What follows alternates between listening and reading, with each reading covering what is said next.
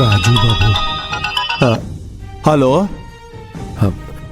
రంగా గారు, మీకోసం నేను ఇంటికి వస్తే జ్యోతి బయటికి వెళ్తావా లేదా అని పట్టుబడుతుందండి. అక్కడ మీతో మాట్లాడటం కుదరదు, అందుకే ఫోన్ చేస్తున్నాను. మీరు ఎందుకు ఫోన్ చేశారో నాకు తెలుసు దొరబాబు.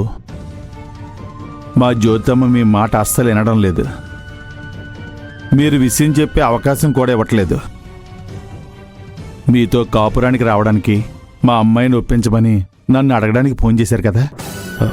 అవును రంగా గారు, మీరు పూనుకుంటే తప్ప జ్యోతి నిర్ణయం మార్చుకునేలా లేదు. బాబు, అది జరగని పని.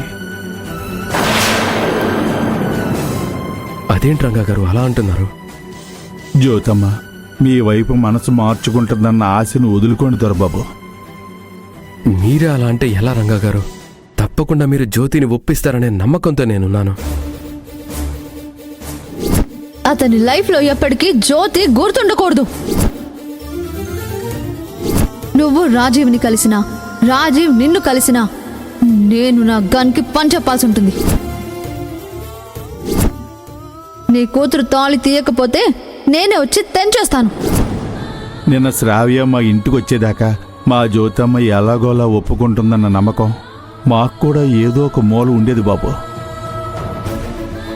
తనొచ్చాక మా జ్యోతమ్మ నిర్ణయాన్ని మార్చుకోదని మేం కూడా నిర్ణయించుకున్నాం.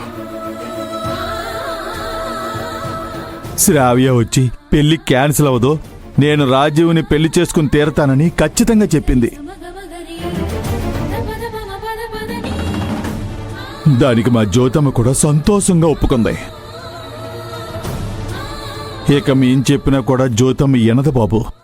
శ్రావ్య ఒక పిచ్చిది రంగా గారు, తన మాటలు మీరేం పట్టించుకోకండి.